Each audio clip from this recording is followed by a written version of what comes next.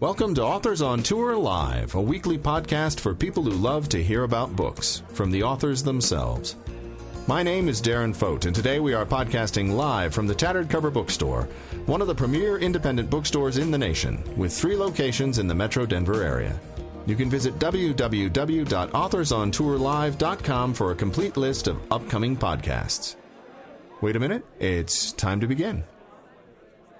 It is a great pleasure to introduce New York Times best-selling author Joyce Maynard, who is here to talk about her latest novel, Under the Influence.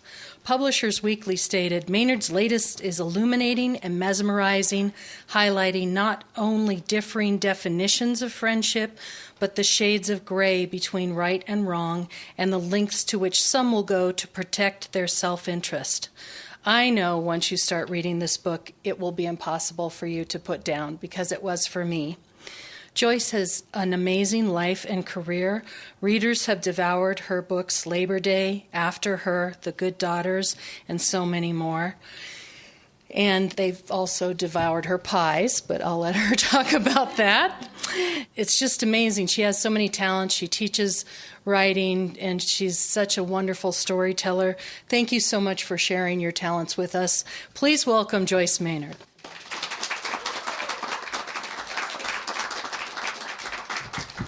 I have to tell you, my publisher wasn't going to send me to Denver, and they said, kind of bookstore events are over. And I said, absolutely, I am going to Denver. This is one of my favorite cities and favorite bookstores. So thank you for turning out so I can tell them, see? And the truth is, even if there were 4 people here tonight, I would want to be here because I cannot imagine my life without you, without readers. I don't think there are too many people who can stand up and say, I have been working full-time as a writer. I've been publishing books for 45 years now. Many things have changed over those years and those books, as have I. But the constant, and it is probably one of the biggest constants, maybe the biggest constant in my life, is my relationship with readers. It's my one complaint with what I do for my living and my joy is that it's a very solitary act, writing books, and I'm rather a sociable person. So this is my moment when I get to go out in the world and put on my fancy dress and meet you. And this is all by way of saying that I really hope I'm going to hear from you tonight. I will read, but my favorite, and I am a ham, so I love to read. In fact, if you like my reading, you can get this book on audiobook read by me. I read all my books myself because I really love to read. But even more than that, I love to hear from readers. So please don't be shy tonight. I want to leave lots of time to hear what's on your mind about this book or other books of mine or the writing process in general. It's this one I'll describe very briefly to you. It's called Under the Influence.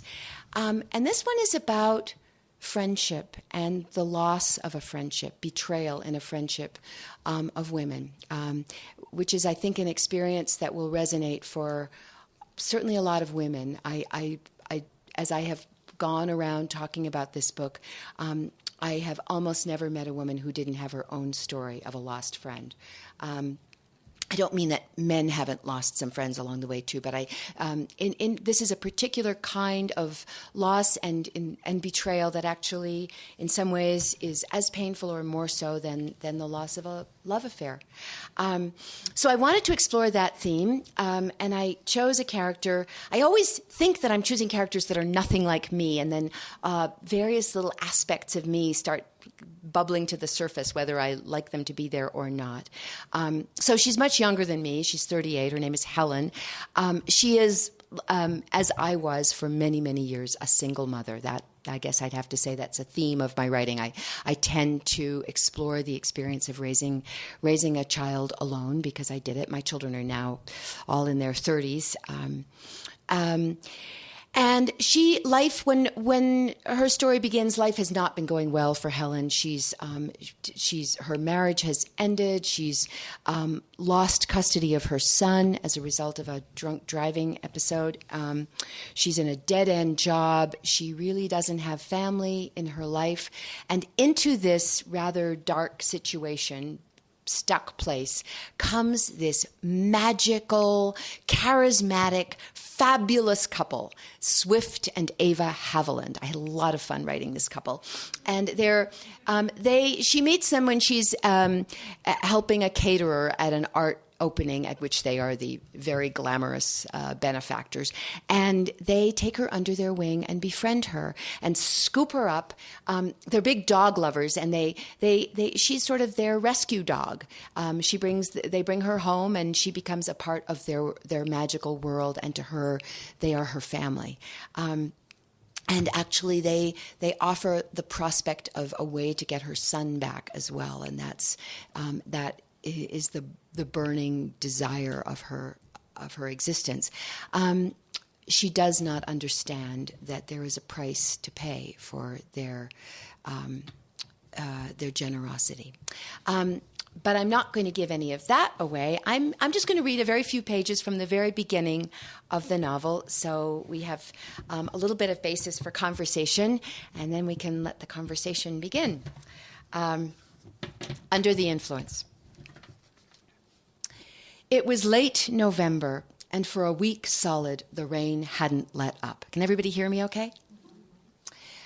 My son and I had moved out of our old apartment back before school started, but I had left it until now to clear the last of our belongings out of the storage area I'd been renting. With 2 days left before the end of the month, I decided not to wait any longer for dry weather. Worse things could happen to a person than getting a few boxes wet, as well I knew. The fact that we had finally left this town was good news. Not long before, I'd finally paid off the last of my debt to the lawyer who'd represented me in my custody trial more than a dozen years earlier. Now, Oliver and I were living in a bigger apartment closer to my new job in Oakland, a place where my son could finally have a little space with a little work studio for me, too. After a long, hard stretch, the future looked hopeful. Money being in short supply, as usual, and with Ollie off at his father's for the weekend, I was taking care of this last run over to Goodwill with a bunch of things we didn't need anymore. Just about everything was soaked through, and so was I. I had pulled up to a 4-way stop, waiting for my turn.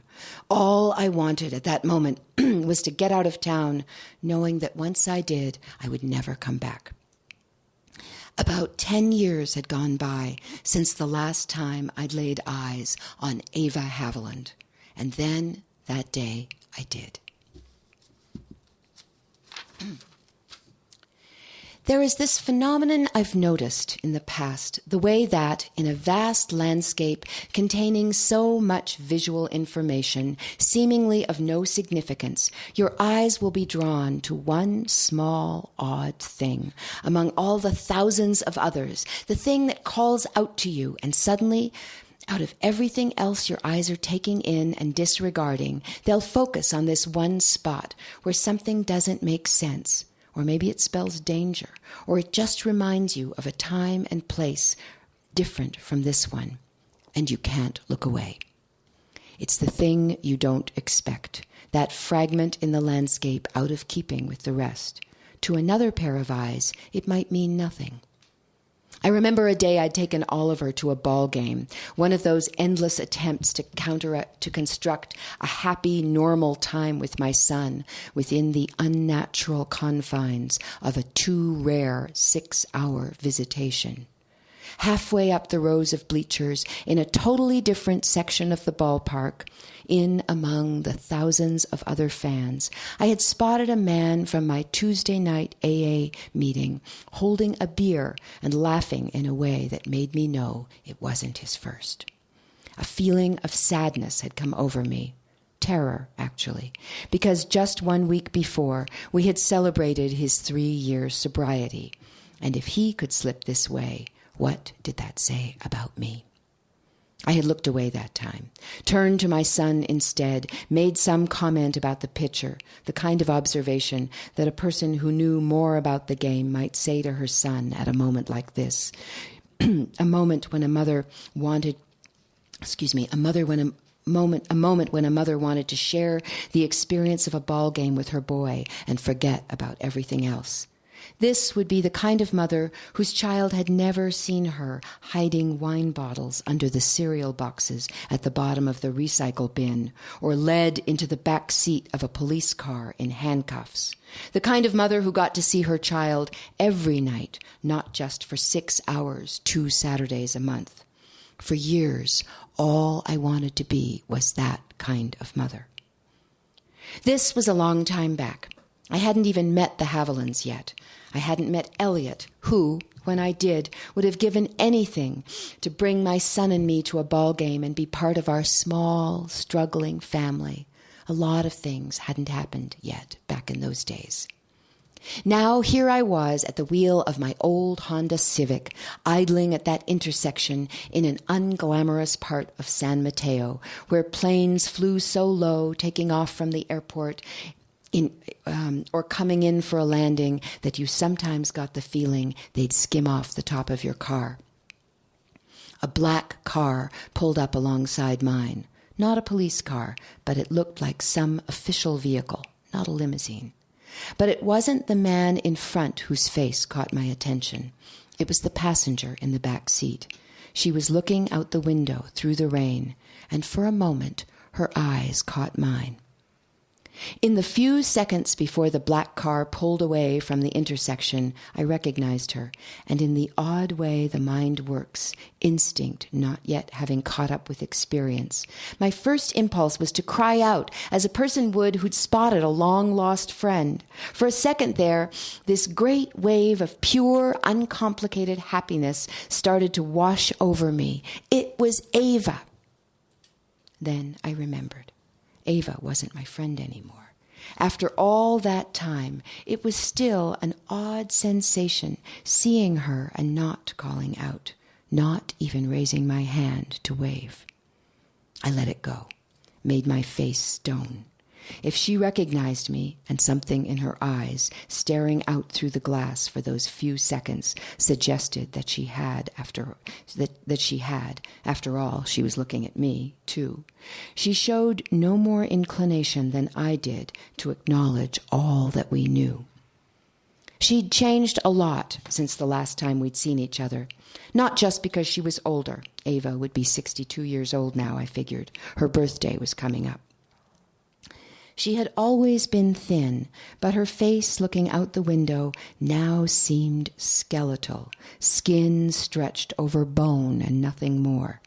She could have been a dead person, only they hadn't buried her yet, or a ghost, and in many ways, that's what she was to me now. In the old days, when we used to speak every day, more than once a day as a rule, Ava always had a million things to tell me, though part of what I loved was how ready she was to hear what I had to say too, how intensely she paid attention. She was always in the middle of some project, and it was always exciting. More than anyone I'd ever known, she possessed this air of purpose and assurance. You knew that when Ava came into the room, something was going to happen. Something wonderful.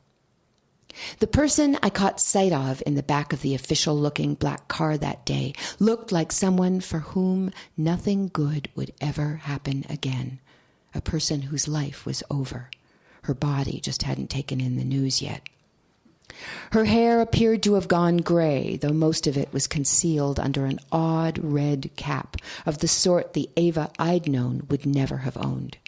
It was the kind of hat you might buy at a senior citizen's craft fair that some old lady had knitted out of polyester yarn because that was cheaper than wool.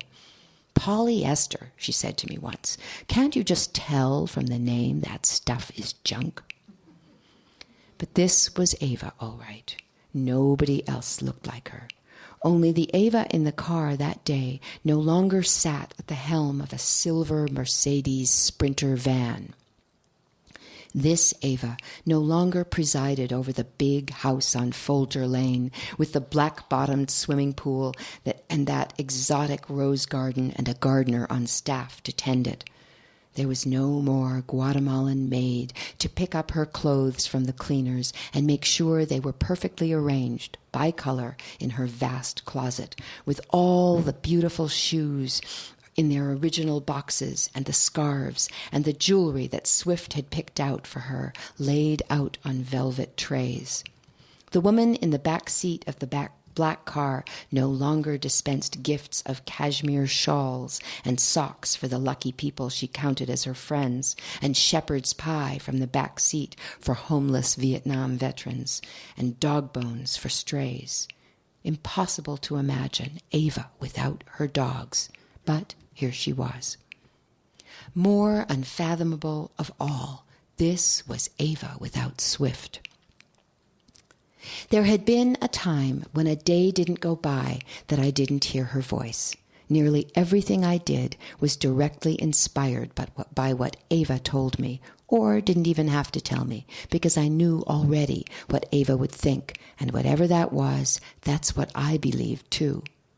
Then came a long, dark time after she cut me out of her world, and the hard reality of that betrayal became, second only to losing custody of my son, the defining fact of my life. Losing Ava's friendship had left me unable to remember who I might be anymore without her. As strong a force as her presence had created, her absence was stronger yet. So it was a surprise to realize when I caught sight of her through the window of that briefly idling car that a few weeks had gone by since I'd thought about her. And now that I did, I still registered a stab of sick, sad loss.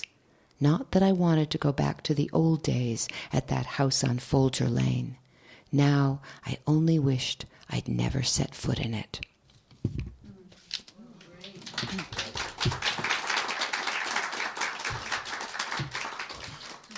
My concept there was to make sure that you had to continue reading.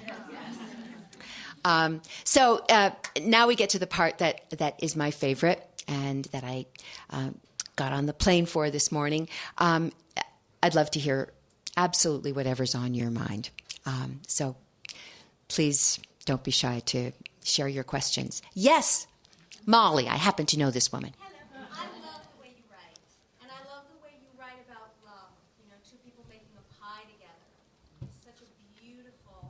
Molly is talking about Labor Day.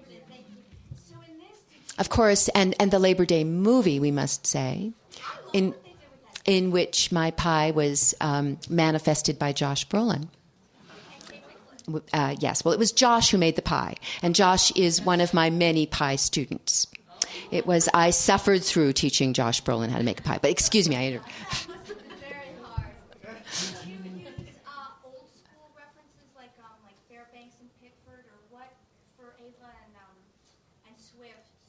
Now, I don't even know what Fairbanks and Pickford is. Fairbanks and Mary Pickford. Oh, I'm sorry. I was thinking it was a store. I thought it was some like Denver hangout.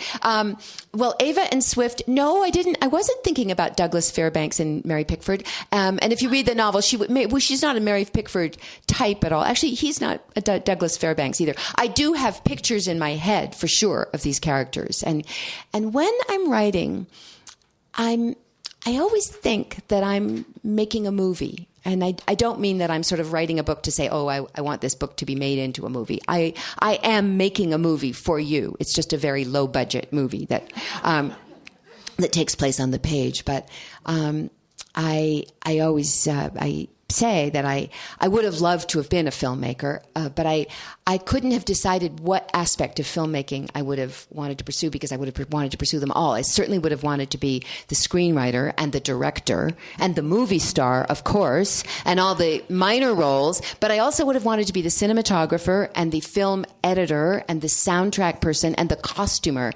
And the great thing about writing a book is that I am doing that. I am moving the camera and sort of showing you the scenes and cutting when I want to cut and moving in for a close-up when I want to and creating the soundtrack and the lighting that will set the mood. And I even got, in the case of this one, because Ava is a woman with a clothes closet larger than my bedroom, kitchen, and dining room put together, I got to invent her wardrobe, her art collection. And so I was the set designer and oh, this is my phone ringing, but I'm not going to answer that. It'll stop. Yeah, it did. Sorry, podcast people. We're trying to give you real life here. So I am picturing those people, and I'm describing the movie that I see playing out in front of me. And of course, as is true when you go to the movies, you don't know how it ends, and that's true for me too. When I write, I'm watching the movie. I'm writing the book I want to read with great curiosity to see how it'll end. I hope that answered your question. I got a long ways from Fairbanks and Pickford. No, you totally did. I just love the way you write about love. You do it with such it's effortless and complex. Well, love is definitely a theme for me. I probably, if I write another 100 books, I'm unlikely to have, some big car chase or bombing or, I believe that which is not to say that I don't believe in the thriller genre. I hope this book is a kind of thriller, but it's a psychological thriller. I regard the crimes that I am likely to pursue in my work are crimes of the heart. Yeah. You still have your, Lizzie was telling me that you have, Lizzie attended your Oh, don't I know? Guatemalan camp down there. Do you still have that? I do indeed. And I'm so pleased that you bring this up. I don't think I have yet been to a reading that wasn't attended by at least one writing student of mine. And so I love to speak of that because I want more writing students. I love to teach. I'm that rare category of writer who mostly has just written I don't teach at a university. I don't have a regular sort of teaching job, but I just write books, articles, essays. But about 20 years ago, actually, I know exactly when it was. It was when my memoir, At Home in the World, was published. I started teaching occasionally, and teaching first just in my home. I'm a college dropout. I didn't have any degrees, and I just decided I'm going to hire myself to be a teacher. And it really was because I am the product of an extraordinary teacher and editor, the best writing instructor, the most demanding editor I ever worked with, and that was my mother, who raised my sister and me in a kind of boot camp of writing from the age of about 3. I always say before I wrote, I gave dictation, and my mother took it seriously, typed it up, mailed it off to Humpty Dumpty magazine. It's true, that was my first publication. And there may be some people old enough to remember that one. And after At Home in the World was published, and, for those of you who are familiar with that book, you may know that it was a much embattled, much criticized, I won't even say criticized, it was a condemned book. It was hard in the fall of 1998 to find one critic, one sort of literary pundit who wasn't casting aspersions against me and calling me this shameless person for having written that book. And actually, it seemed to really sort of destroy my career. I couldn't publish a book. I didn't have an agent. I didn't have a publisher. And so somewhat by default, I started teaching in the only place I could, my living room. And I discovered that I loved to teach, and that my mother's voice, and my mother had already been dead for quite a few years. My mother died way too young. Was present every time I taught, as it is every time I write. So I began, and I knew that although more and more what I have written in recent years has been fiction, I have a passion for teaching memoir and for empowering others of whatever level, sometimes professional or writers who aspire to be professional writers, and sometimes people who just have a story they burn to tell in a way that will enable the reader of that story to understand them, which is a tall order. I have a house in Guatemala, a house that I actually moved to when I didn't think I could afford to live in the United States anymore, in a very beautiful little Mayan village called San Marcos La Laguna on the shores of the deepest lake in Central America, looking out over a circle of volcanoes. And I decided to start a writing workshop. That was 15 years ago. And 1 week every year, and it is hands down my favorite week of the year. It's the most demanding week of the year for sure. I bring down 17 writers of very diverse group. Of the one common element that I think they all share is a spirit of adventure and courage. And we work on telling their stories. And I love being the facilitator. And Elizabeth Van Ingen, who has since published her book to considerable acclaim, and I think you're a Colorado Prize winner. Yes, and I won't take credit from that, but I will. I love it that I shepherded your writing at an early stage. I think you were just beginning that book at that point, and now look at you. So that is my labor of love. And sometimes I teach other places at my home in Lafayette, California for a one-day workshop. I do it only a few times a year because I give absolutely everything to it when I do. But if you have any thought to wanting to get a story out that you've never told, my little writing circle on the shores of Lake Atitlan, I will say, is a pretty darn good place to do it. And you can always learn about it on my website, which is just my name, JoyceMaynard.com. So thank you for asking. That's my recruitment talk. Yes? So Keller from Durham, New Hampshire, one of your connections. Oh my gosh. So happy to be here. But my question is kind of about place. And it seems to me from your writing now that the Bay Area feeds your soul. And from a lot of your old writing, clearly New Hampshire feeds your soul. So I'm just, if you can talk a little bit about how they're the same. Oh, good. Oh, boy, they're not the same. And I spent the first 42 years of my life in the state of New Hampshire, and there are 2 live free or die girls in the back row there, one of whom I babysat for. That's another theme. When I give a reading, I see my former writing students and my babysitting clients, and my babysitting clients are responsible for a good number of book sales because I babysat a lot when I was young. So I spent the first 42 years of my life in the state of New Hampshire, and then I left. And I looked at the map. I was a writer, so I didn't need to be in any particular place for a job. And I looked at everywhere that I could think of, and I decided to go to San Francisco, where I had been for exactly 1 day on a book tour. And I was so clueless. It didn't occur to me that there were cheaper places to live than San Francisco. I got on a plane, rented a car, drove over the Golden Gate Bridge for the first time. I was feeling kind of confident because a book of mine had just been made into a movie. So I had one good tax return to die for. It's a terrific movie if you haven't seen it, but of course the book is better.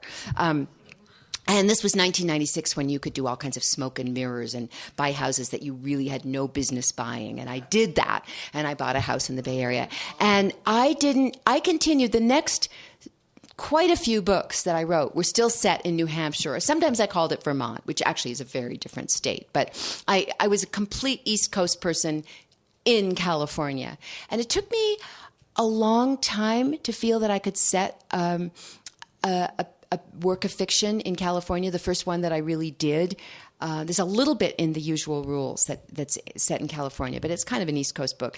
But the first novel that was really set in the place where I was living then, Marin County, California, was my last book after her, the one right before this one. Which was inspired by the mountain that I lived on for many years, Mount Tamalpais. So this is actually only my second California novel, and it really took me 15 years of living in California before I felt that I knew the place and the way of life there well enough. I would, as much as I love Colorado, I would not feel probably that I could set a novel. And I mean, I'd have to come and stay here for a while, and that wouldn't be so bad. But my heart is actually still in New Hampshire. The Bay Area is an extraordinarily beautiful place, and after 18 years of living in California, I still, when people say, "Where are you from?" I still say New Hampshire. I still say New Hampshire. So I will probably go back to New Hampshire stories many more times, but California stories also. One time I published a novel, and I bet nobody here has read this one. Even people who come and they say, "Oh, I've read everything you wrote." And I say, "Well, let me try this one on you." I published a novel called The Cloud Chamber that was inspired by the story of an old boyfriend of mine whose father had shot himself when he was growing up on a farm in Alberta. Shot but not succeeded in killing himself. He was 12 years old at the time, and this was in the 60s. And I set that novel in the 60s in Alberta, and I knew I went to the place. I was with this man for quite a while, so I knew the story very well, and I invented a great deal. But here's an example of really not recognizing at the time that I was in fact writing about a theme in my life, because that didn't happen in my life, but I grew up in an alcoholic family where there was a different kind of secret never discussed. The Cloud Chamber is very much about the fact that the family never talks about the father shooting himself, and in my family, we talked about everything under the sun: art, music, literature, politics, sex, philosophy, religion, everything but what happened in our house every night, which was that my father got drunk, and every morning we pretended it never happened. And the keeping of secrets is definitely, if you sat down and read all my work, you'd certainly see that. But anyway, I set that novel in Alberta, the only time I did such a thing. And my American publisher, which is not the publisher I have now, said, "You know what? Americans don't want to buy books that are set in Canada." This was before Justin Trudeau became the prime minister, and possibly before Donald Trump would become the president, when people would want to go to Canada. But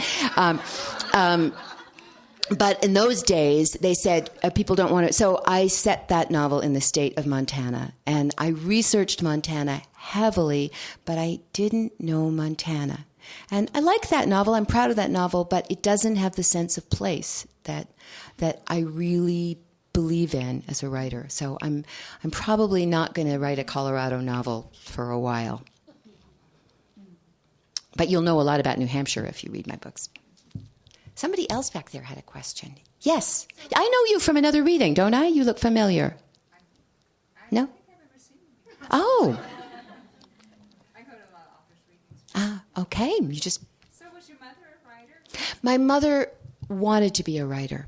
And like so many of the mothers of her generation, she was, raising me in the 50s and the 60s. She was a brilliant woman, powerful intelligence and energy. She had a PhD from Harvard, Radcliffe in those days, and she could not get a job. She sold encyclopedias door to door and tutored Latin for $1 an hour and raised my sister and me. And you'd better believe she put a lot of energy into us. We were her product. And that's why she raised us, both of us became writers. She started writing for the baby magazines, and she was the ghostwriter for Dr. Joyce Brothers, which is not why I'm named Joyce. And in her 50s, she did become a writer and published 2 wonderful memoirs, and died way too young in her 60s.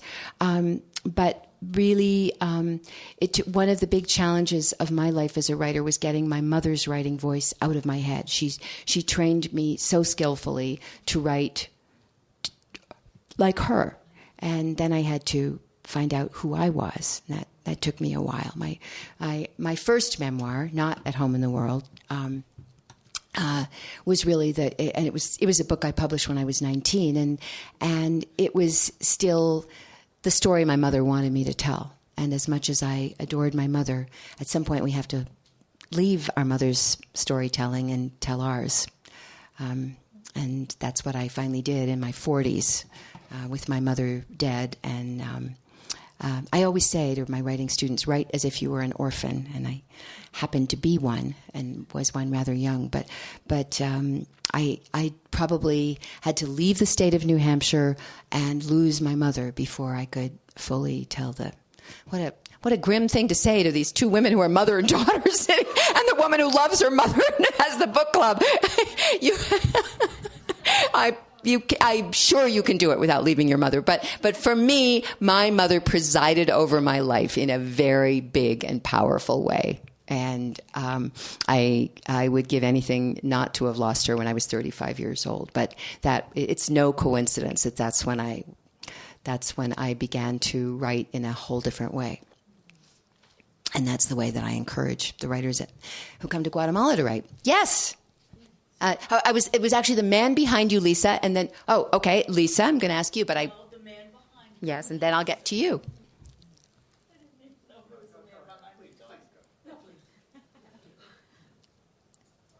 And what's your name? My name is Joseph. Joseph, hi. I was just going to ask, what led to your choice to put your book in the first person, and did you think through what would motivate your character to be narrating, and maybe who she might be narrating to? Yes, I love the first person. Are you a writer yourself that you're asking this question? Yeah, you can say it. And it's not about whether you've published your work, or that's never my measure. If you're writing in a serious way, you're committing your time and energy and you're to the struggle, then I'll call you a writer. I've written in a number of different voices. I happen to love the first person voice. And I think maybe it's because I love storytelling. I love listening to stories. My mother and father were both spectacular storytellers, and they were great performers.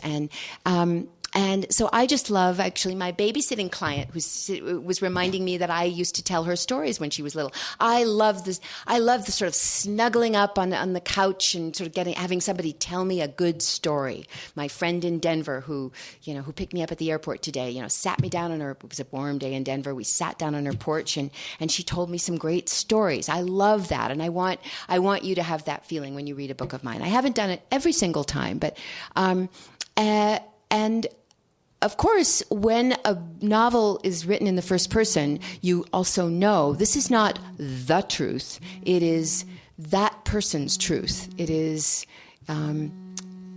there actually is a reason why I have this phone up here, but I'm sorry that it's ringing. And you take that into account. This is not, here is how things happened. This is, here is how things looked to this character. And part of the story may be that the character was very deluded, and we as the readers can sort of say, wait a second, that's a very interesting experience when that happens.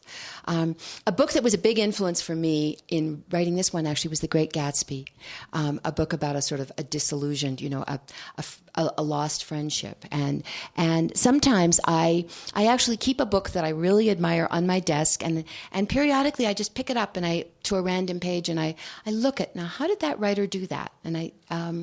And that The Great Gatsby, although it would seem to be a completely different story, is about there are some real links, and I thought about the characters, the character of the storyteller in that one.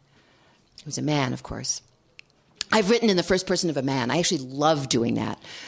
Labor Day is written in a male voice, and one of the things I get to do as a writer is be somebody other than me. So that's really fun. Because one life doesn't quite feel enough. Lisa, you were going to ask. Thank you for asking that question.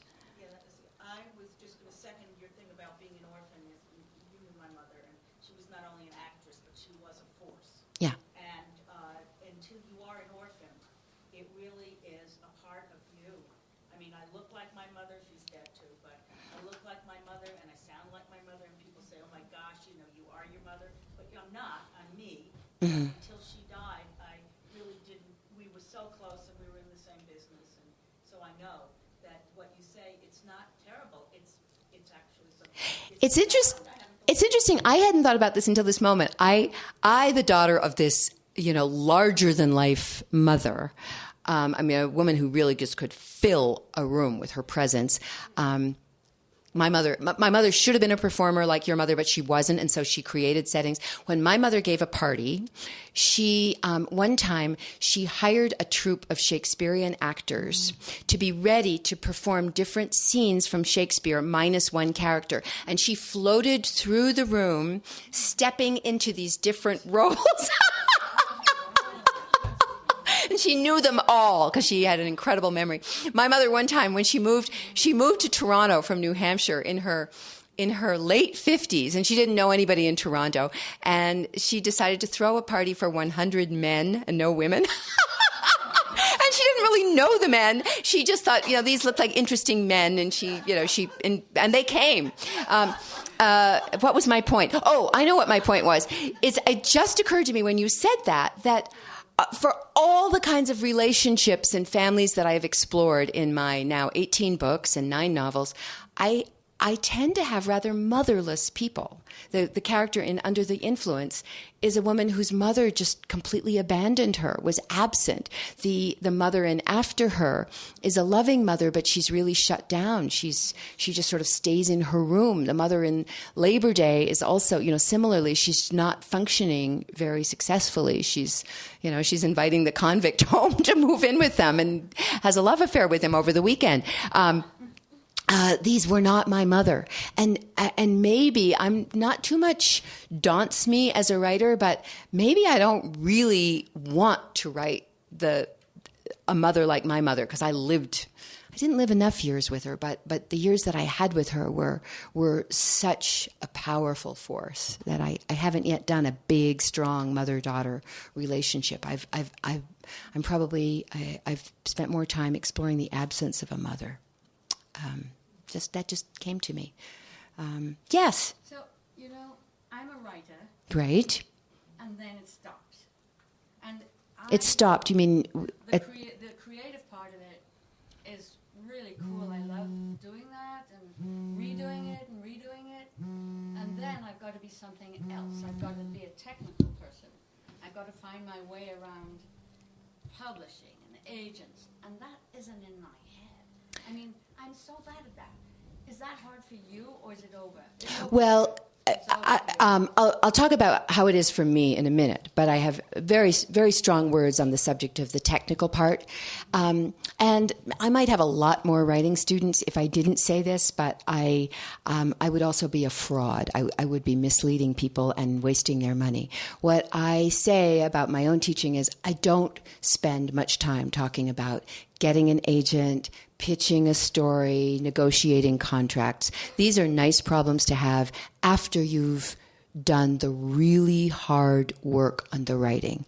And I know you're not going to take this as a personal criticism of your writing because I haven't read your writing, but I will say that almost without exception, when somebody comes to a writing workshop of mine and says, I just keep on getting these rejection letters, I've sent letters to 1 million agents and I still don't have an agent, I say, how about spending that time on your writing, not on the career part? I actually have a hugely optimistic belief that when you do the hard work on your writing, and many people submit prematurely, and I take one look at the piece of work that they've submitted, and it may be filled with talent, but I see why. It's a very tough world out there, the world of publishing.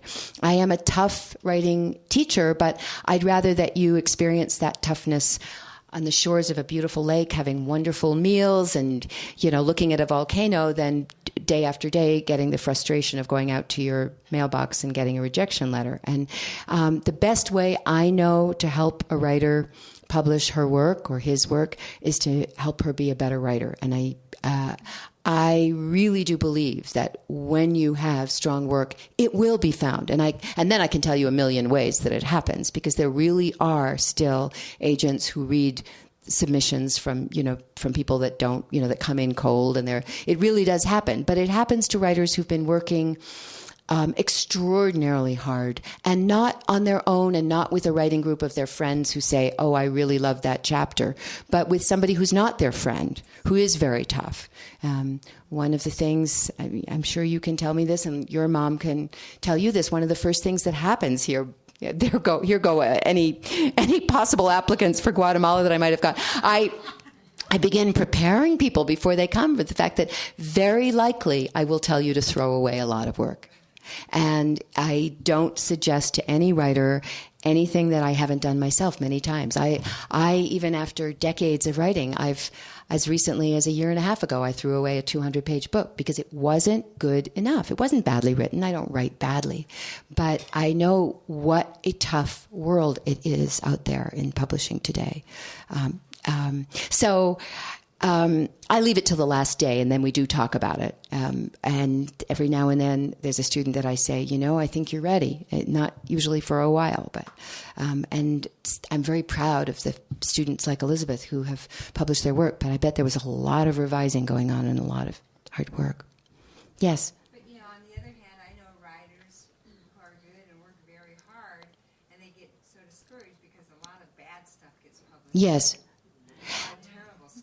It does, and if I looked through it, I could say some reasons why it did, and that has to do with what they're writing about. I don't think a lot of terrible literary short story collections get published because that's not a commercial genre. And if what you're interested in is selling a whole lot of books and making a whole lot of money, and that hasn't been my game, then maybe you can do that. I'm really interested in. I have periodically over the years had a book that did really well, and I've had years that were just brutal when I didn't know how I was going to come up with my kids' college tuition. And what has sustained me over the years, what has ultimately been most meaningful, are not those brief moments, those exciting flickers when, I go on the Today Show or something. It is the constancy of doing the work, knowing I've done good work, hearing from a reader, including a reader of some book like The Cloud Chamber that sold really badly, but that I'm proud of. And ultimately, that's what endures for me, and that's what I aspire to, and that's what I aspire to helping another writer experience. What it is like to tell a story so well that the reader knows what it was like to be you, and connects with you, and I've seen that happen, and it is a transforming thing. When I wrote At Home in the World, I had a story that I had kept silent for 25 years that I had never told, and after I wrote that book, I could go on and tell all the other stories that had been sort of locked up because I was stuck on that story. It's a life-altering event to tell one's truth, and so many. I don't want to go to my deathbed not having spoken my truth, and I don't think anybody. And this is sort of what the big uproar about At Home in the World was, that any human being has the right to say of another human being's story, she does not have a right to tell it. That she should keep her mouth shut. And that's what was said about me, because At Home in the World involved in part only, a character who was regarded as so important, so much more important than I, and somebody who, I'll just say it was Salinger, it's no big mystery, that the idea that I would presume to write a story in which I told of my relationship with Salinger was regarded as an act of betrayal and blasphemy. They were wrong. And thank you. And and I've made my peace with the fact that some people will always think that, and those aren't the people for whom I write. But it is a big part of why I teach, to just remind those who write, you have a right to tell your story, and then help them tell it so well that they will be unassailable, and they'll get it published, and they will get it published. Elizabeth. I did get mine published, and the one thing I took from your the week down there. I hope there was more than one thing. It was, but this I have on my website even. Tell the truth.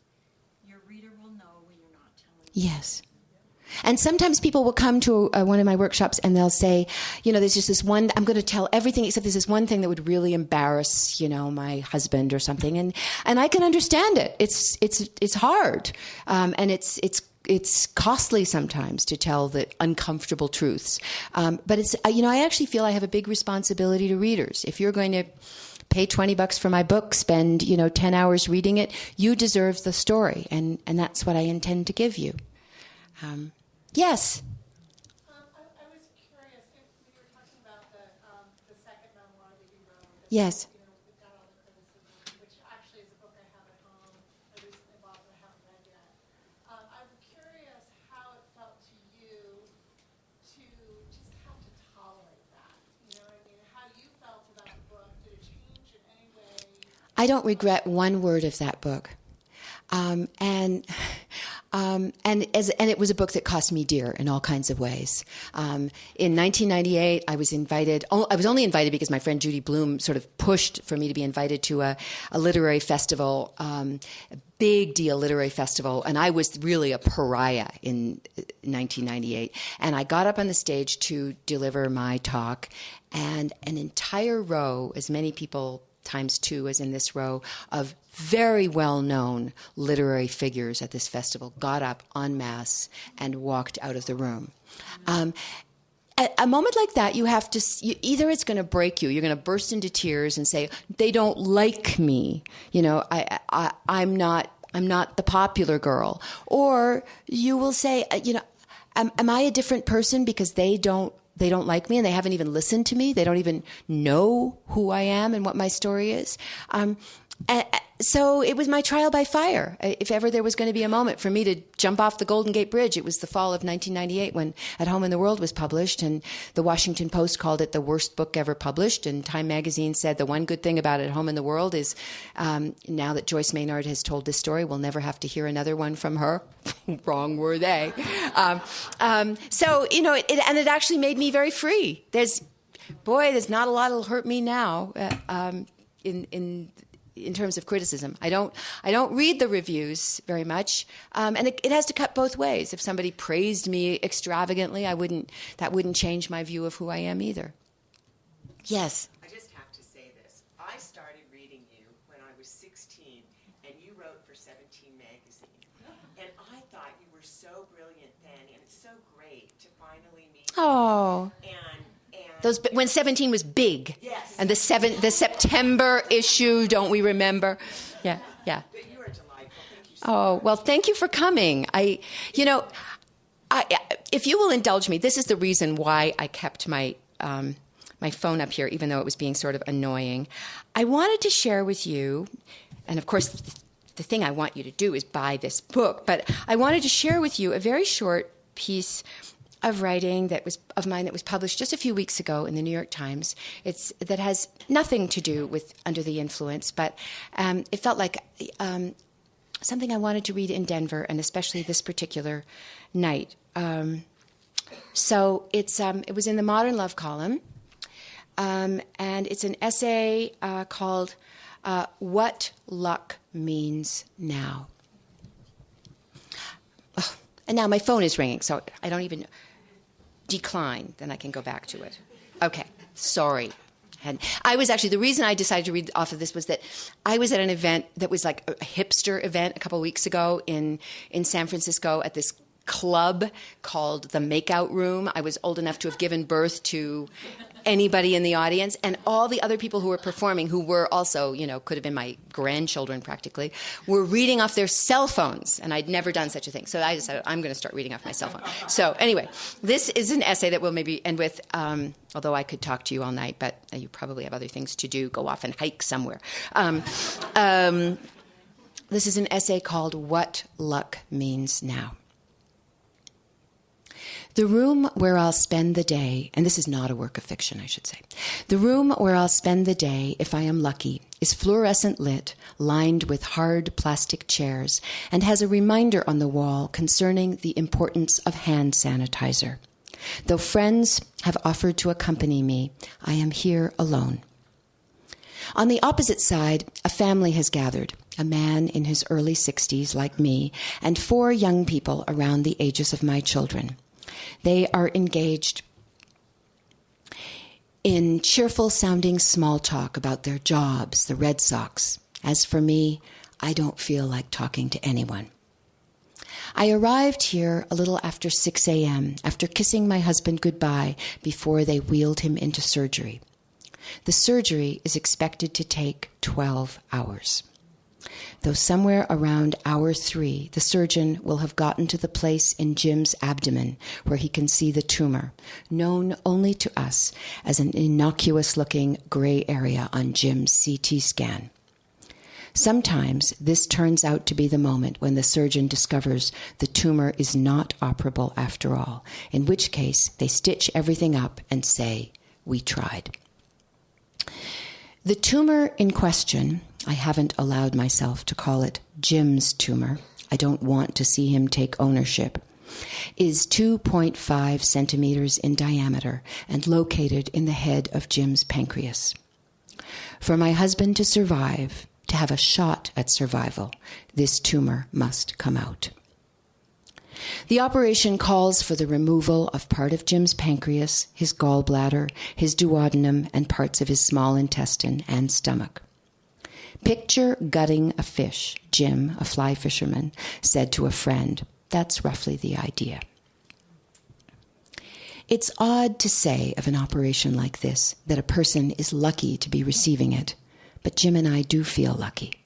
7 months earlier, when we went to the doctor, anticipating gallstones, we learned the tumor was probably inoperable.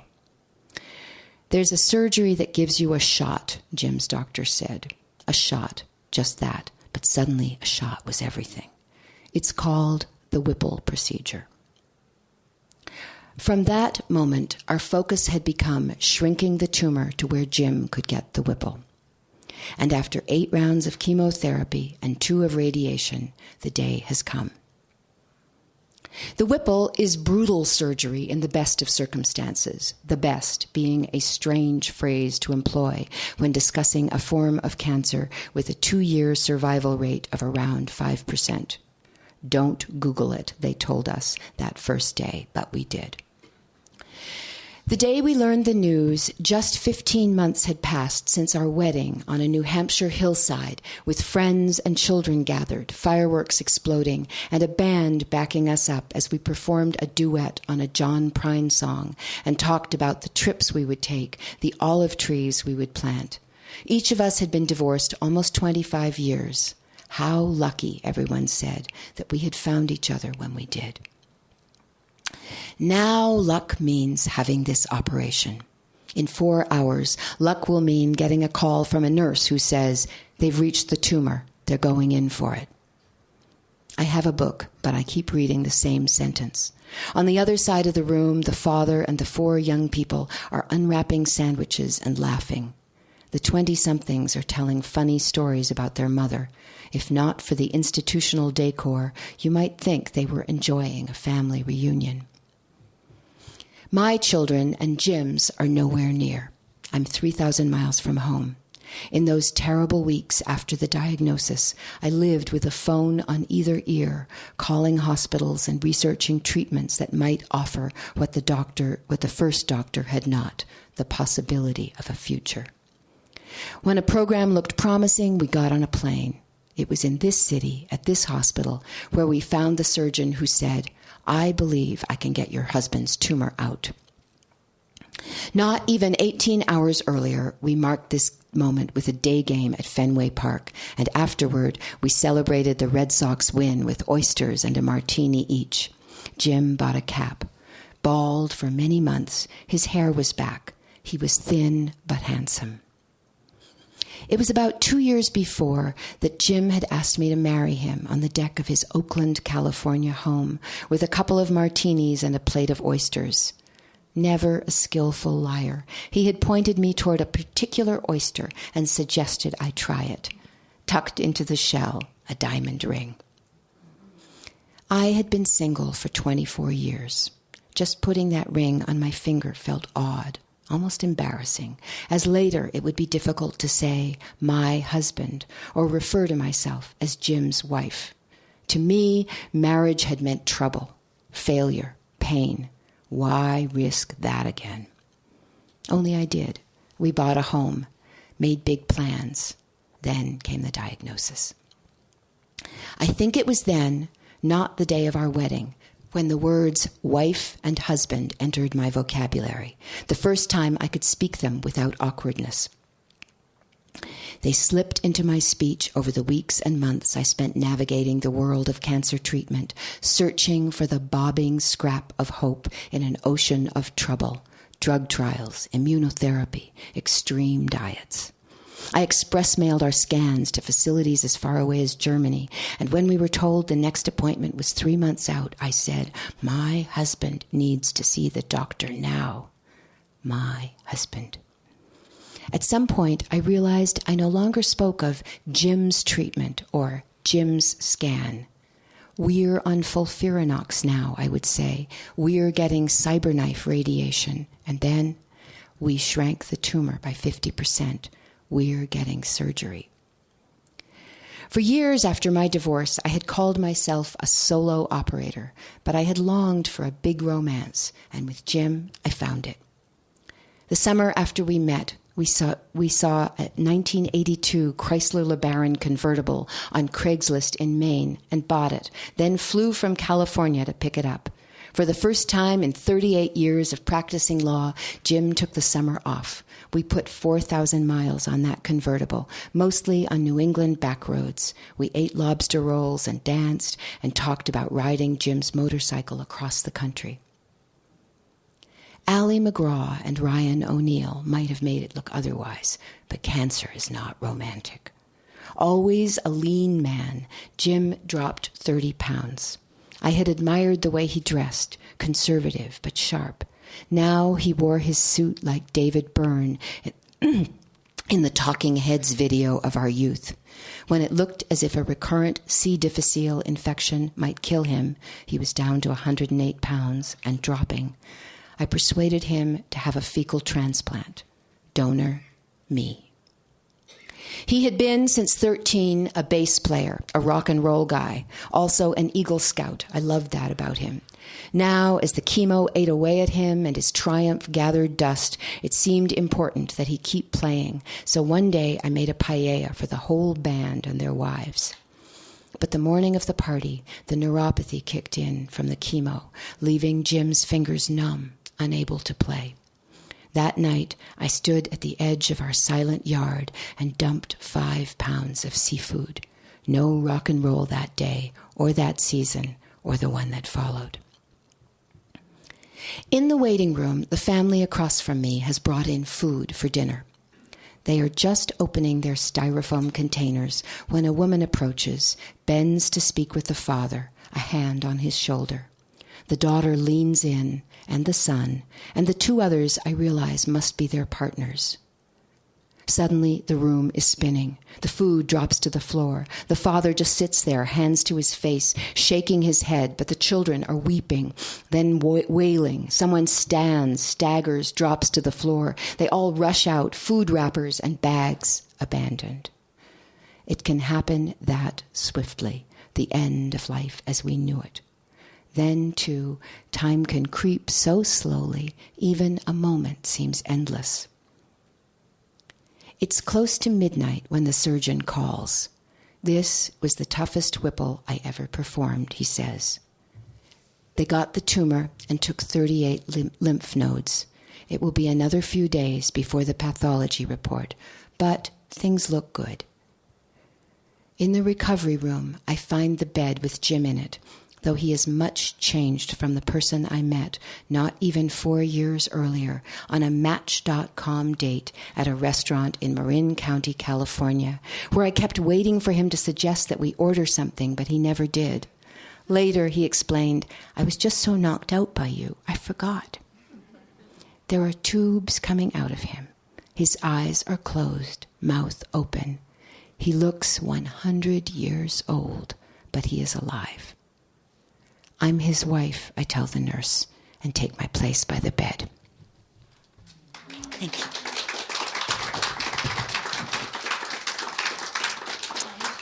I would love to sign your books.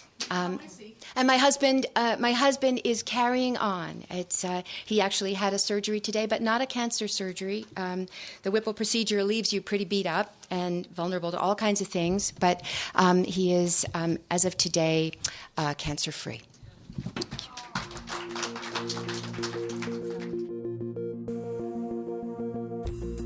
That's all for tonight's Author on Tour. I'm Darren Foden. We have been podcasting live from the Tattered Cover Bookstore in Denver, Colorado. Stay pod tuned in the coming weeks as we podcast Authors on Tour.